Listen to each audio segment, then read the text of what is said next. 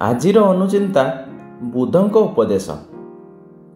ଜଣେ ତରୁଣ ଗୌତମ ବୁଦ୍ଧଙ୍କ ପାଖରେ ଶିଷ୍ୟତ୍ୱ ଗ୍ରହଣ କଲାପରେ ଦିନେ ତାଙ୍କୁ ପଚାରିଲା, ମହାଭାଗ, ମୋତେ ଲାଗୁଛି ସତେ ଯେମିତି ମୋତେ କେହି ଭଲ ପାଆନ୍ତି ନାହିଁ। ମୁଁ ଯାହା କହିବାକୁ ବା କରିବାକୁ ଚାହୁଁଛି ଅନ୍ୟମାନେ ତା'ର ବିରୋଧ କରୁଛନ୍ତି। ମୁଁ କ'ଣ କରିବି? ସେତିକିବେଳେ ଗୌତମ ବୁଦ୍ଧ ଏକ ବିଶାଳ ଅଶ୍ୱତ୍ଥ ବୃକ୍ଷ ମୂଳରେ ବସିଥିଲେ।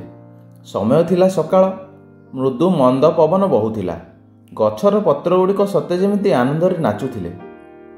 ବୁଦ୍ଧ ଯୁବକଟିର ଧ୍ୟାନ ସେହି ପତ୍ରଗୁଡ଼ିକ ଆଡ଼କୁ ଟାଣି କହିଲେ, ପବନ ସହିତ ପତ୍ର କେମିତି ନାଚୁଛନ୍ତି ଦେଖୁଛ? ପବନ ବନ୍ଦ ହୋଇଗଲେ ଏ ନାଚ ବନ୍ଦ ହୋଇଯିବ। ଧରିନିଅ ଗୋଟିଏ ପତ୍ର ବିଚାର କଲା ଯେ ସେ ତା ନିଜ ଇଚ୍ଛାରେ ନାଚିବ ବା ସ୍ଥିର ରହିବ, ତାହେଲେ ସେ କ'ଣ କରିବ? ହୋଇପାରେ ଯେତେବେଳେ ପବନ ବହିବ ସେ ସ୍ଥିର ରହିବାକୁ ଚେଷ୍ଟା କରିବ, ବା ପବନ ସ୍ଥିର ଥିବା ବେଳେ ସେ ନାଚିବାକୁ ଉଦ୍ୟତ ହେବ। ତା ଅର୍ଥ ପୁରା ବ୍ୟବସ୍ଥାର ବିପରୀତରେ ସେ ଯାଇପାରେ। ତାକୁ ଲାଗିପାରେ ସମସ୍ତେ ଯେମିତି ତା'ର ବିରୋଧରେ ନିୟୋଜିତ। ଏହାର କାରଣ କ'ଣ? ଏହାର କାରଣ ହେଉଛି ତା'ର ସ୍ୱତନ୍ତ୍ର ଇଚ୍ଛା, ବା ଗୋଟିଏ ଶବ୍ଦରେ କହିଲେ ଅହଙ୍କାର। ସେମିତି ତୁମକୁ ମୋର ଉପଦେଶ, ତୁମେ ଅହଙ୍କାରକୁ ତ୍ୟାଗ କର। ଦେଖିବ ତୁମେ ପୁରା ବ୍ୟବସ୍ଥାର ଅଂଶ ହୋଇଯାଇଛ। ତୁମ ପ୍ରତି କାହାର ବିରୋଧ ନାହିଁ। ତୁମେ ବି ପବନ ସହିତ ନାଚୁଛ।